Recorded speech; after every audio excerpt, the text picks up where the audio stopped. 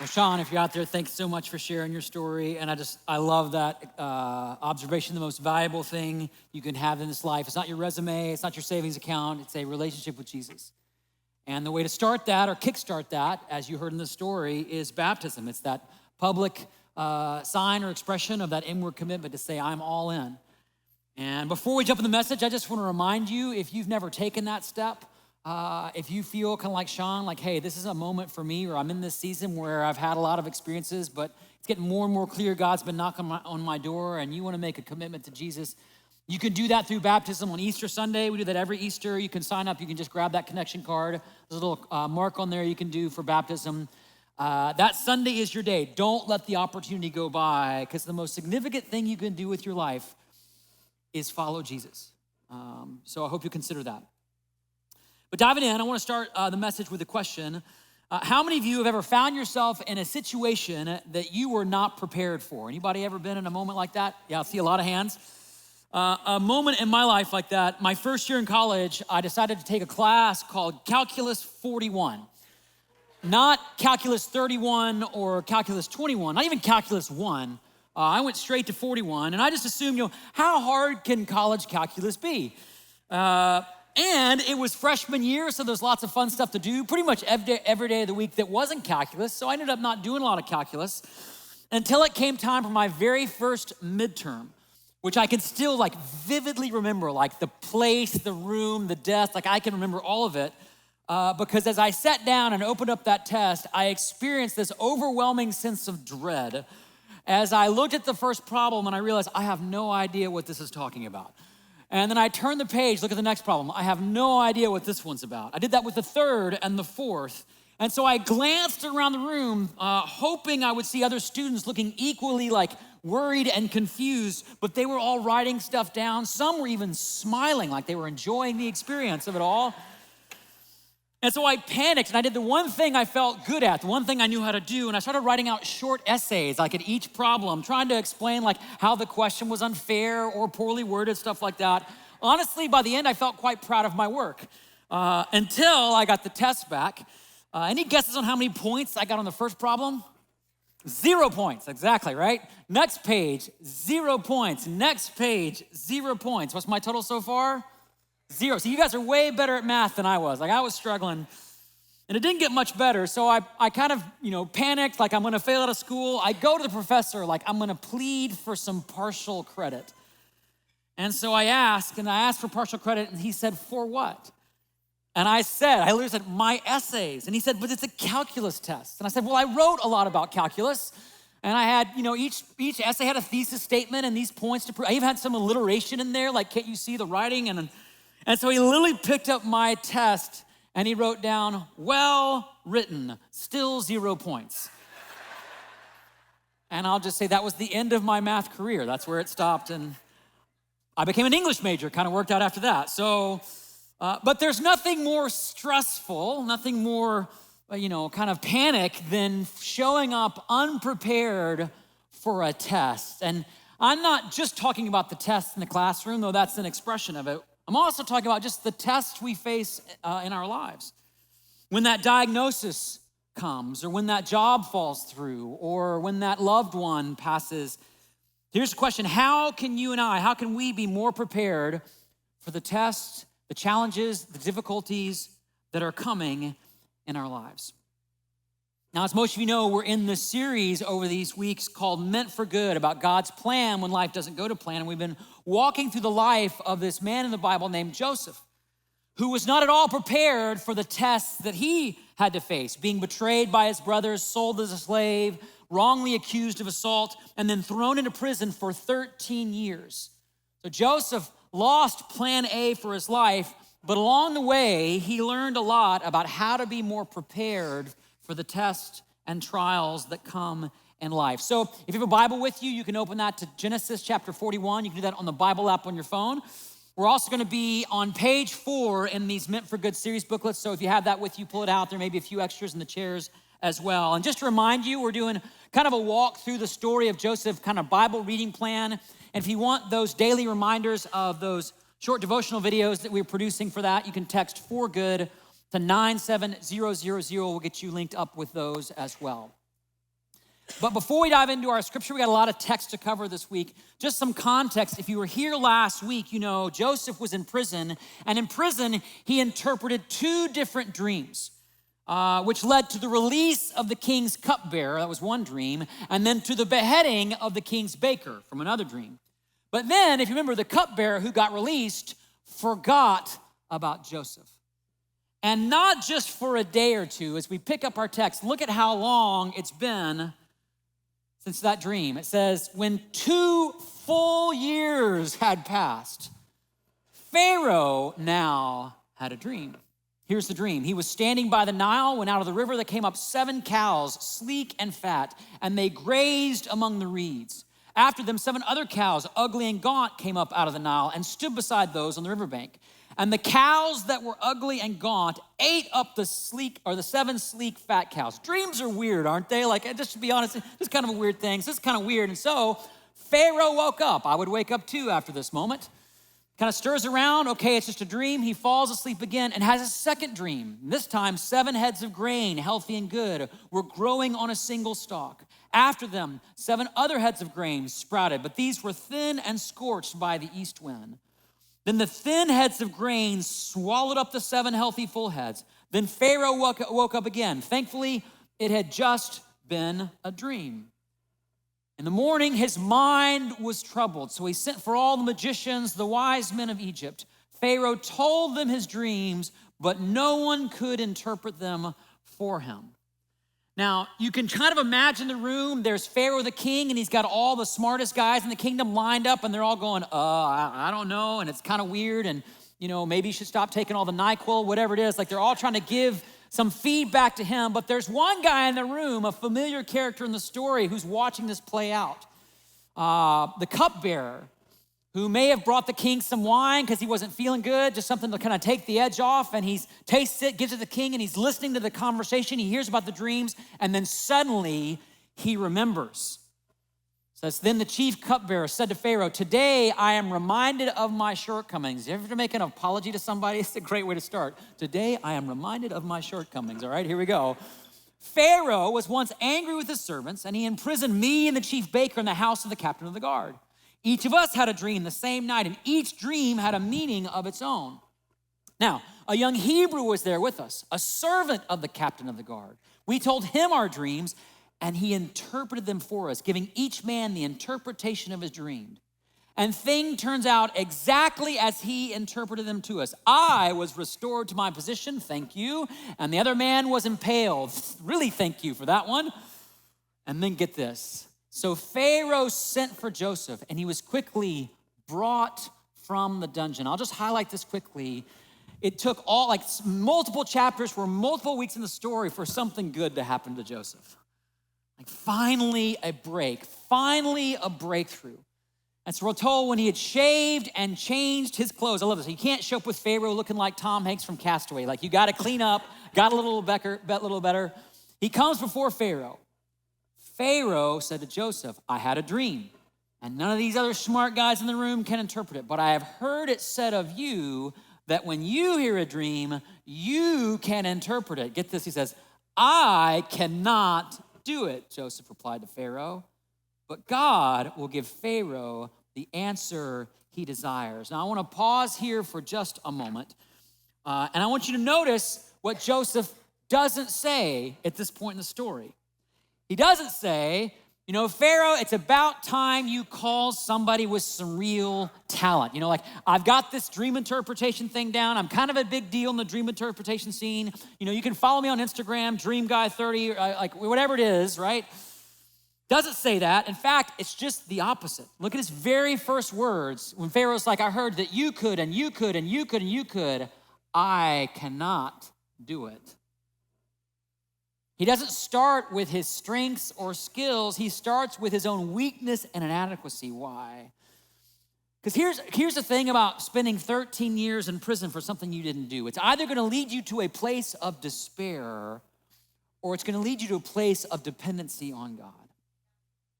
It'll lead you to despair or dependency on God. And with Joseph, it was the latter. He learned that perseverance isn't a product of increasing self-confidence. Oh, sure, I can do this. It's a product of increasing God confidence. I can't, but I know a God who can.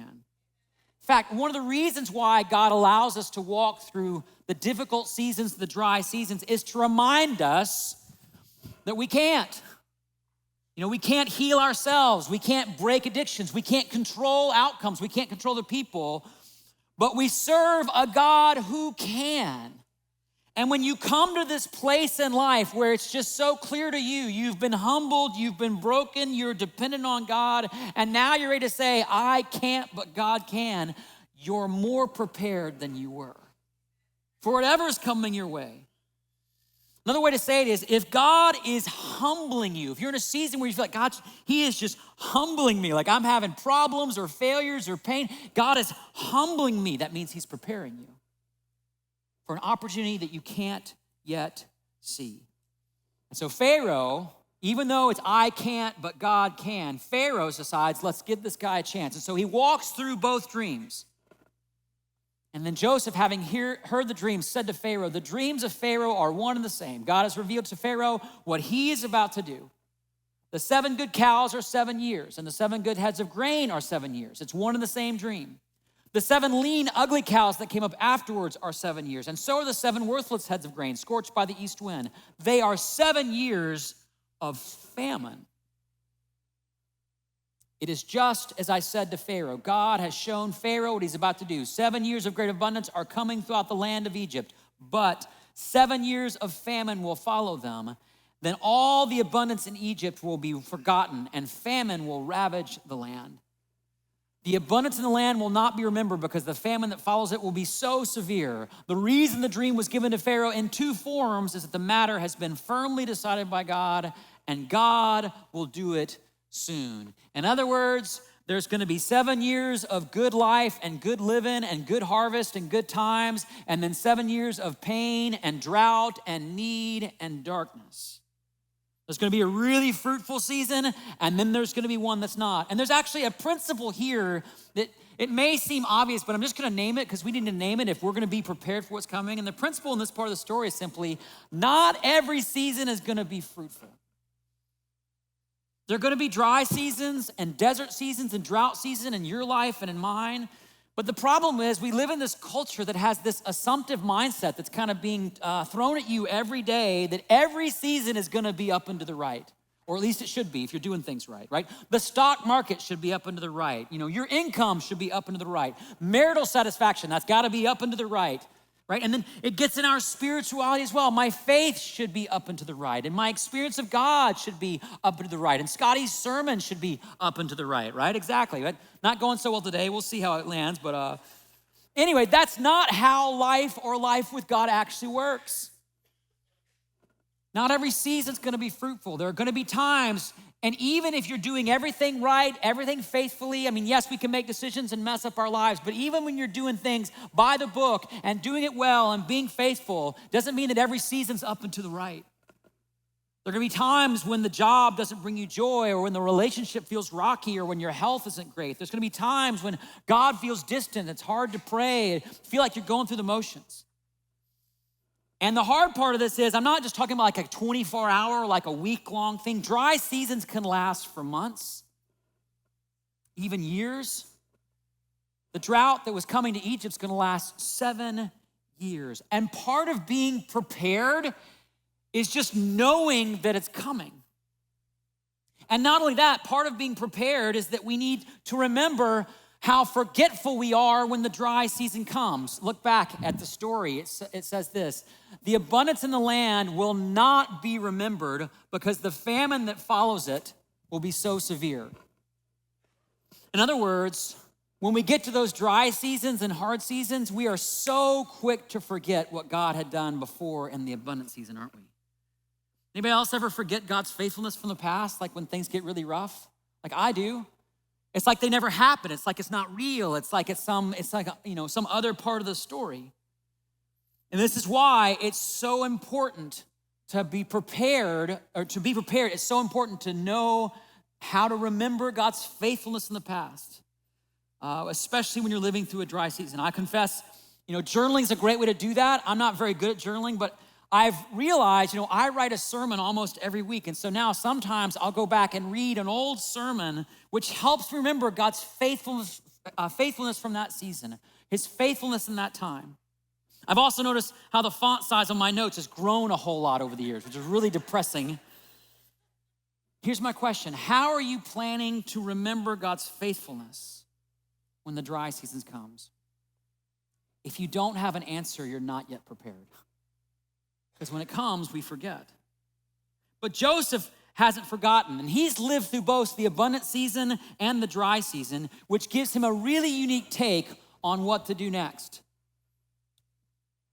We're told in verse 33, and now, Joseph says, let Pharaoh look for a discerning and wise man and put him in charge of the land of Egypt. Let Pharaoh appoint commissioners over the land to take a fifth of the harvest, so 20% of the harvest of Egypt during the 7 years of abundance.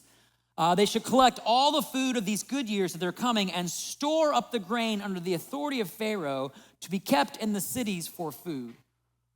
The food should be held in reserve for the country to be used during the 7 years of famine that will come up upon Egypt, so the country may not be ruined by the famine. So Joseph has a plan, and it's a really simple plan. I'm gonna put it on the screen for you. It's not rocket science. You will not be impressed by the plan, okay? Here's the plan. In seasons of abundance, store up for seasons of drought, right? A rounding applause, standing ovation, right? This is not like a new idea. This is not rocket science. It's not waiting to be published. Even the squirrels outside my house know that to prepare for winter, they got to store up what they need in the seasons of abundance. So why am I telling you this? Because sometimes people can simply be dumber than squirrels, okay? Meaning, we don't plan for the future. We don't live with margin. We don't save for the not so rainy day. And I'm not just talking financially, although that's a big one, but think about even relationally. Right now, if you're in a season of where things are going okay, are you actively storing up relational investments, connection and trust, memories and joy? Because if not, when the crisis comes, you won't have somebody that you can call because the relationships in your life have not been a priority. The storehouse is empty. Same is true when it comes to physical health. We don't take care of our bodies or we don't get enough rest. And then the crisis comes and we're already tired, we're stressed, we got nothing left in the tank. And now we're really in trouble because there's nothing in the storehouse. Same is true when it comes to our faith. Things are going okay, and so we feel it's fine to dabble in church, attend here and there, read the Bible a few times a year, maybe pray before meals or when you're stuck in traffic, that kind of stuff. And it works when everything's going up and to the right. But when the season changes, and it always does, doesn't it? Instead of having a relationship with God that you can depend on, you look back and you're thinking, was God even there? Is God even real? We didn't really talk. I didn't do much of what he said. See, the spiritual storehouse is empty in the moment when you need it the most.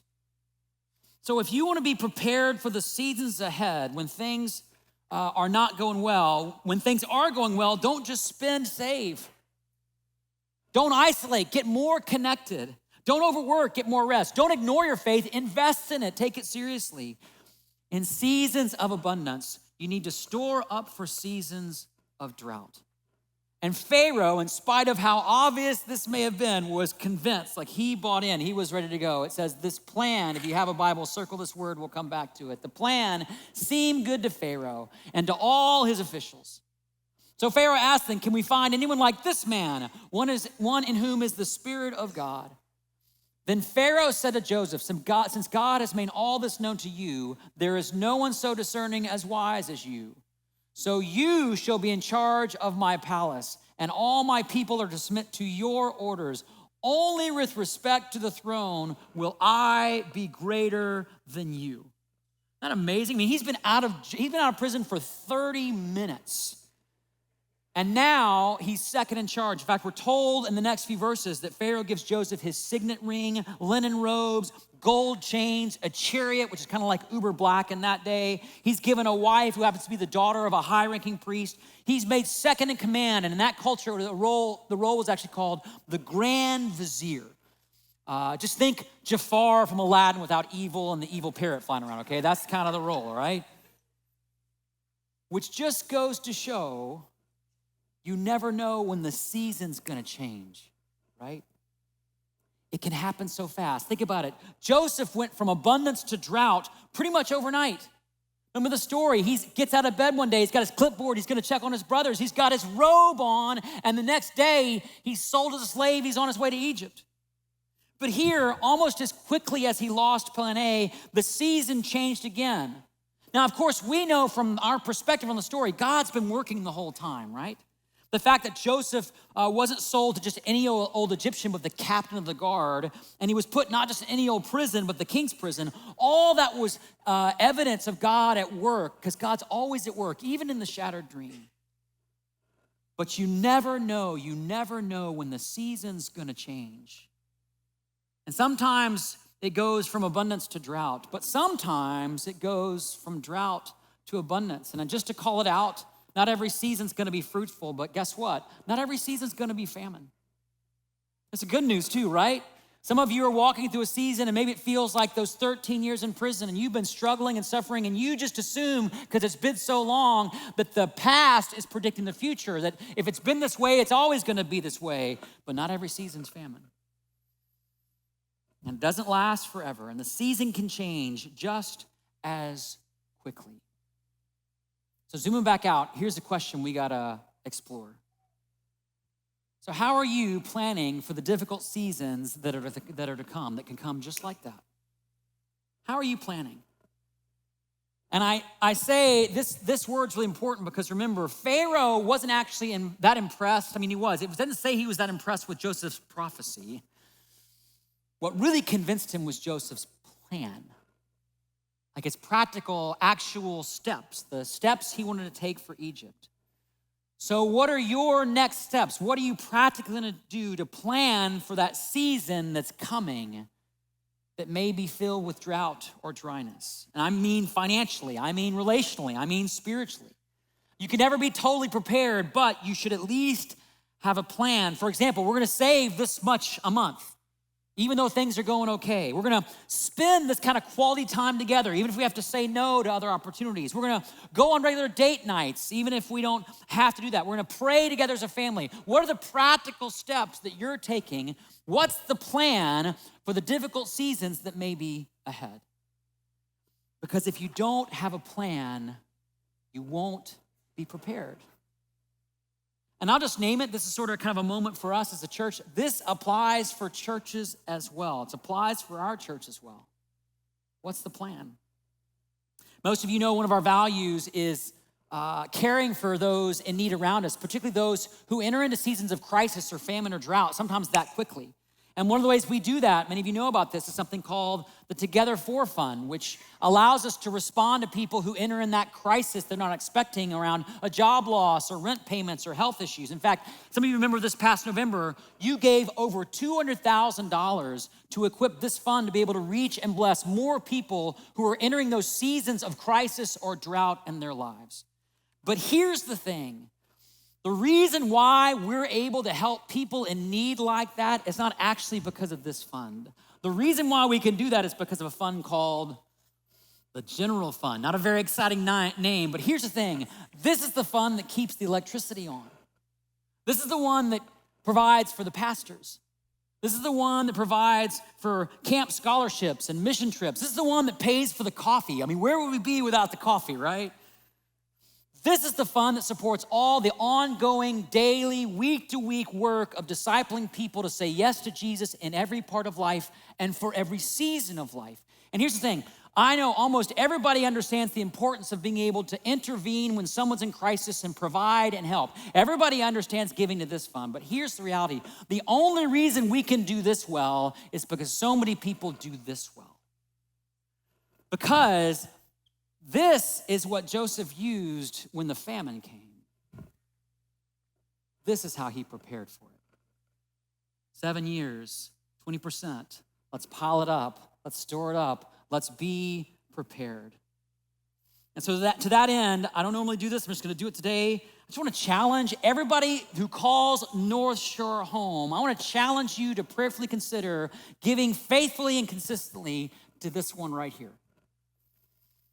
In the Bible, it's called tithing. It's not 20%, it's only 10% of your monthly income given consistently and regularly. And I know that might sound impractical or even impossible for people, But here's the thing. If you've never tried tithing before, this is the one thing in the Bible God says you can test him in. I failed at math. God never fails this test, okay? In fact, we're so confident that God will provide for you that we have something you can do to try this risk-free. It's called the Tithe Challenge. Some of you have done this before. Here's how this works. You can get online, you sign up for the Tithe Challenge, and after 90 days of tithing, if you're not completely convinced that God has been faithful to you, we will give you your tithe back. Totally serious, not kidding, not a joke. We've checked with our finance team and lawyers, all that kind of stuff. And of course, you can tithe without doing this, but if we are so convinced that God will provide when you give, you got 90 days to try it out kind of risk-free. And of course, it's a QR code on the screen you can use that you can find out more or sign up for that. And here's what I want to call out about giving this way or tithing this way or giving this faithfully. Remember, God is a multiplier. He's a multiplier. He doesn't just take what we give, he actually multiplies it. Watch how this works in Joseph's story. Verse 48, Joseph collected all the food produced in those 7 years of abundance in Egypt, and he stored it in the cities. In each city, he put the food grown in the fields surrounding it. Watch this. Joseph stored up huge quantities of grain, like the sand of the sea. It was so much that he stopped keeping records because it was beyond measure. Now, I've already told you I'm not a math person, but I got no idea how you can store up 20% of the time and get to beyond measure. Only God can do something like that. Which means if everybody in our church is tithing, think about it. Our programs for kids and students, our training for volunteers and leaders, our support for mission and missionaries would be what? Beyond measure, meaning there always would be enough. And not only that, we'll be prepared for whatever seasons may be coming. And by the way, if you're following the news these days, whether it's around what's happening in the Middle East or what's happening in AI, guess what? There are some not so rainy days on the horizon because there always are, right? And if we wait for that crisis to come, or if you wait for it to come in your life, if you just assume, life's always gonna be up and to the right because I pray, I do the right things, I'm a good person. If you don't actively invest in your faith, your friends, your family, your church, you won't be prepared. And we won't be prepared. And maybe that's part of why, or part of what Joseph needed to learn in this story. When he lost his plan A, when he was forgotten in that prison, part of what he was learning was not that God was trying to punish him, because God wasn't. I think part of what he was learning was that God was preparing him for an opportunity that was coming his way, an opportunity he wouldn't have believed if he was told when a major significant dry season was on the way. It was an opportunity that was so much greater than just running the family farm. In fact, look at how this particular chapter in the story ends. I love this. We're told in verse 53, the 7 years of abundance in Egypt came to an end, and the 7 years of famine began, just as Joseph had said. And skipping down to verse 57, and all the world came to Egypt to buy grain from this one man, Joseph, because the famine was severe everywhere. Isn't it amazing that all the world was blessed because one person was prepared? The whole world felt the difference because one person decided, I'm gonna be ready for the season that's coming. And by the way, that preparation didn't come from a season of abundance. It came from a dry season and a hard season, a difficult season. But God never forgot Joseph. The cupbearer may have. God didn't forget Joseph. He was simply preparing him, which means the question for you, especially if you're wrestling in a season of dryness or drought in your life, the question for you isn't, why am I here? The question is, for what is God preparing you? What is he preparing you for? And how can you be ready for what's coming? So here's how I want to close. Before we wrap up for the day, I want everyone, if in your chair, just to pull out the connection card again from that chair in front of me. Everyone get this guy out. So go ahead, reach forward, pull it out. You're staring at me like I'm not speaking. Reach forward, just go ahead and pull it out. Grab it, grab a pen. It's not going to hurt anybody, I promise. And here's what we're going to do. Today, our takeaway is that before we go, I'm gonna challenge everybody to think about, prayerfully consider, and write down your next step of being prepared. Maybe you're in a season of drought, so your next step's gonna be asking for help or submitting a prayer request or joining a care group. Or maybe it's finally time, like Sean told everybody, maybe it's finally time to say, hey, I'm all in and sign up to get baptized in a couple of weeks. Maybe you're in a season of abundance, and so for you, it's time to serve on a team or take the tithes challenge. Everybody take out your pen and right now, just want to thoughtfully, prayerfully start writing down a next step. This is how you prepare. It's a real practical thing. I'm gonna give you just about 30 seconds and then I'm gonna pray and we'll close. Just take a moment, write something down. How's God preparing you? For what is he calling you? He's preparing you for something right now. Check one of those boxes. If it's not on the card, you can just write something down. We'll follow up with you either way.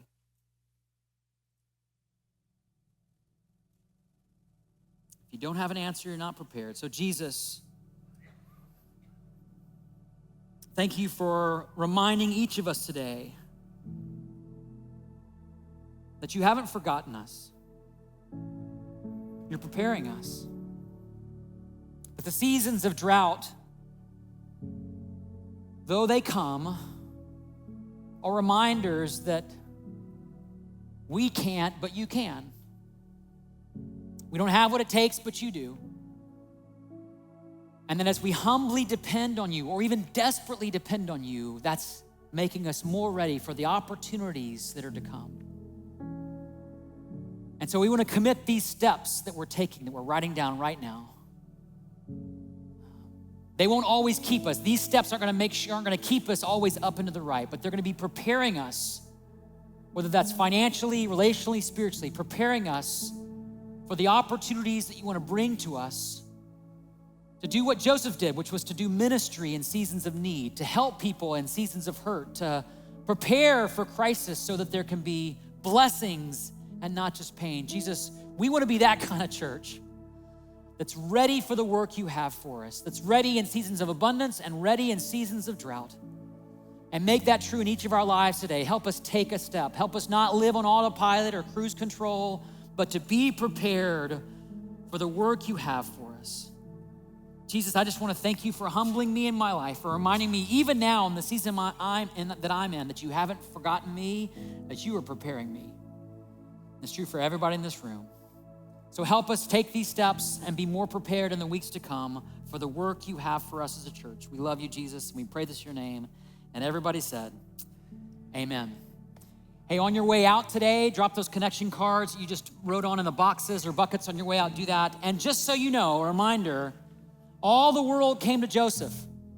And that includes those 11 brothers that sold him those many years ago who have no idea he's now number 2 VP, Grand Vizier in Egypt. So how is God gonna repair those broken relationships that are so painfully fractured? And what does that mean for the broken relationships in our life? Well, to answer that question, you gotta come back next Sunday. So I will see you next week. Have a great week. We love you. Go out and be prepared. Have a great one. We love y'all.